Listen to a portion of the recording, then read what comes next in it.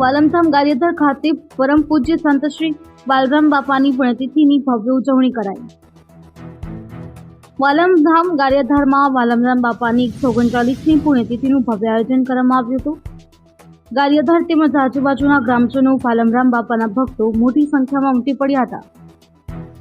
વાલમ બાપાની જગ્યામાંથી નીકળેલા લોકો માટે મુસ્લિમ સમાજ દ્વારા પાણી સરબતના સ્ટોલનું પણ ભવ્ય આયોજન કરાયું હતું। મુસ્લિમ સમાજ દ્વારા ભવ્ય પાણી સરબતનું આયોજન કરી કોમી એકતાનું ઉદાહરણ પૂરું પાડેલ। અખાડા દ્વારા અવનવા પેજ કરવામાં આવ્યા હતા। વાલમ બાપાની રેલીમાં ખૂબ જ મોટી સંખ્યામાં લોકો ઉમટી પડ્યા હતા અને ગારિયાધાર આખું તેમાં જોડાયો હતો। અશ્વિન કણસાગરાજી ન્યૂઝ ગારિયાધાર। ભાઈ માવાણી ગારિયાધાર વતી તમામ ધર્મ પ્રેમીઓનો હાર્દિક અને દિલથી આવકારો છું।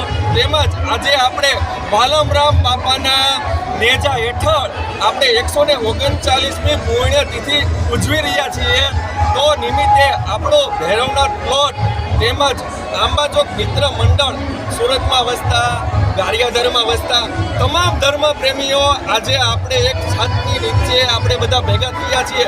તેમાં બધા લોકોનો ખૂબ સહયોગ છે। અમુકનો પરિશ્રમથી સહયોગ છે, અમુકનો આર્થિક સહયોગ છે।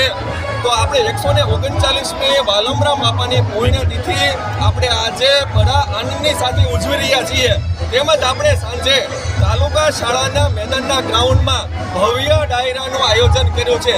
તો તેમાં પણ બધા બડી સંખ્યામાં આવે અને ડાયરાનો લાભ લે એવી તમામને આપણે ભૈરવનાથ પ્લોટ વતી આપણે બધાને આમંત્રણ આપીએ છીએ।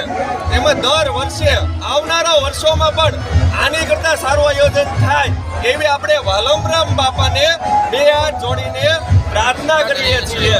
એ આપણા વજલરામ જે આપણા ગુરુ હતા એના બે શિષ્ય હતા, એક વાલમરામ અને એક જલારામ। એ જલારામ અને વાલમરામ ગારિયાધારમાં આપણે વાલમરામ થઈ ગયા। તો એ નિમિત્તે આજે આપણે બહુ સારું આયોજન કર્યું છે। તો એ નિમિત્તે આપણે આ જે લોકોએ ગારિયાધાર ગ્રુપ વતી જે સારું આયોજન કર્યું છે એ બે હાથ જોડીને એ લોકોને પણ આપણે નમન અને વંદન કરીએ છીએ। અને જે કાર્ય સારું થતું હોય ને એમાં તમામ મીડિયા લોકોનો પણ ઘણો હાથ હોય છે। મીડિયાના માધ્યમથી કોઈ પણ સારું કાર્ય હોય ને મીડિયાના માધ્યમથી મોટું થતું હોય। એ મીડિયાનો પણ બે હાથ જોડીને ખૂબ ખૂબ આભાર।